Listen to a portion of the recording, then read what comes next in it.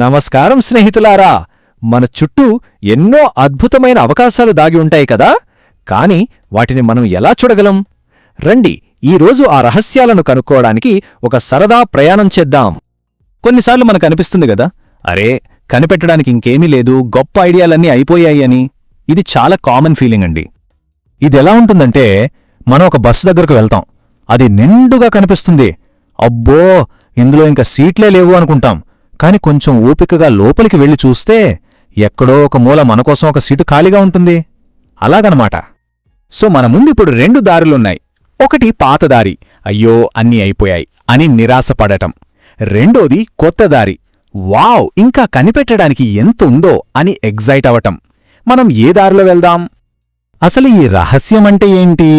భయపడకండి, ఇదేదో పెద్ద డిటెక్టివ్ కథ కాదు. రహస్యమంటే ఒక ముఖ్యమైన నిజం, కాని అది ఇంకా చాలామందికి తెలియదు. ఎలాగంటే మన ఫేవరెట్ టీచర్ మనకు మాత్రమే ఒక స్పెషల్ టిప్ చెప్పినట్టు. దీన్ని ఇంకా సింపుల్గా అర్థం చేసుకోవడానికి మనందరం మళ్ళీ స్కూల్కి వెళ్ళిపోదామా? ఊహించుకోండి, మనం ఒక క్లాస్ రూంలో ఉన్నాం. క్లాస్లో 2 స్టూడెంట్స్ ఉన్నారు. ఆశ చాలా మంచి అమ్మాయి, టీచర్ సిలబస్లో ఏది చెప్తే అది చదివేస్తోంది.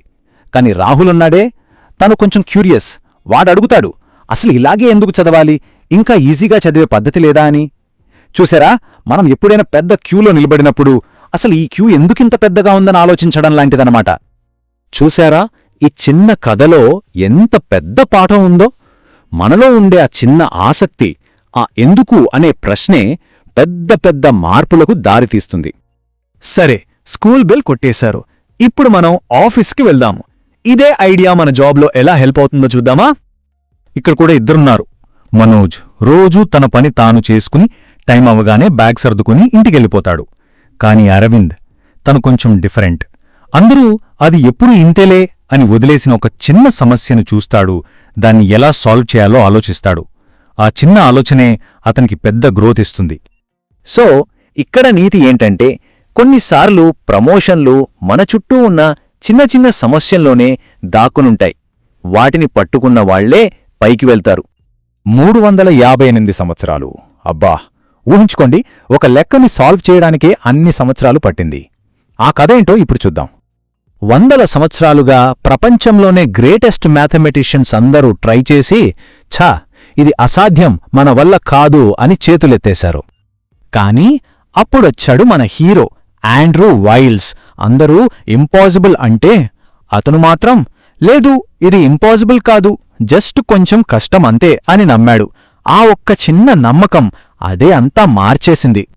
ఈ కథ మనకేం చెప్తుందంటే, రహస్యాలున్నాయని మనం నమ్మినప్పుడు అసాధ్యం అనే పదం కూడా సాధ్యంగా మారిపోతుంది. ఇప్పుడు ఒక పెద్ద కంపెనీ కథ చూద్దాం. HP. వాళ్ళు కొత్త కొత్త ప్రింటర్లు, ల్యాప్టాప్లు ఇలా ఎన్నో రహస్యాలని కనిపెట్టినంత కాలం ఆకాశమే హద్దుగా పెరిగారు.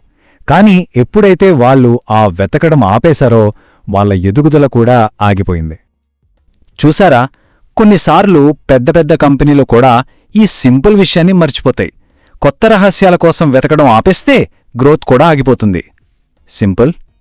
అయితే కొన్నిసార్లు ఈ రహస్యాలు ఎక్కడో ఉండవు, మన కళ్లముందే ఉంటాయి. ఊహించుకోండి, ఇంట్లో ఒక గది ఖాళీగా ఉంది. అదే టైంలో ఊళ్ళో పెద్ద ఫెస్టివల్ జరుగుతోంది. హోటల్స్ ఏవీ దొరకట్లేదు. చూశారా, ఎంత పెద్ద బిజినెస్ ఐడియా! అదే ఎయిర్బిఎన్బి. సరే, ఇన్ని కథలు విన్నాం కదా, ఇప్పుడు ఈ పాఠాలన్నీ మన జీవితంలోకి ఎలా తెచ్చుకోవాలో చూద్దాం. మీకోసం కొన్ని సింపుల్ ప్రశ్నలు. ఈ ప్రశ్నని నెమ్మదిగా ఆలోచించండి. రోజూ నేను చూసే ఏ చిన్న సమస్యనే మిగతా వాళ్లు అస్సలు పట్టించుకోవట్లేదు. అది ఆఫీస్లో కావచ్చు, ఇంట్లో కావచ్చు, లేదా మనం రోజూ వెళ్లే కిరాణా కొట్లో కూడా కావచ్చు. ఇప్పుడు ఈ రెండో ప్రశ్న. మనం చాలా విషయాల్ని అంతేలే అనుకునే ఒప్పుకుంటాం కదా, అలా ఎందుకు అని అడగకుండా నేను గుడ్డిగా నమ్మేస్తున్న విషయమేంటి? ఉదాహరణకి, మంచి జాబ్ రావాలంటే పెద్ద సిటీలోనే ఉండాలి లాంటివి. సరే, ఈ కొత్తగా ఆలోచించడం ప్రాక్టీస్ చేయడానికి మీకోసం ఒక చిన్న సరదా టాస్క్ అన్నమాట. ఈ మాట ఎప్పుడూ గుర్తుపెట్టుకోండి, అవకాశాలు మనల్ని వెతుక్కుంటూ రావు, అవి సైలెంట్గా దాక్కునుంటాయి. మనమే ఓపికగా వెతకాలి. ఈ రోజుని ఈ మంచి మాటతో ముగిద్దాం. మీలో మీరనుకోండి, నా చుట్టూ రహస్యాలు ఉన్నాయని నేను నమ్ముతున్నాను. వాటిని కనుక్కోవడానికి నేను రెడీగా ఉన్నాను.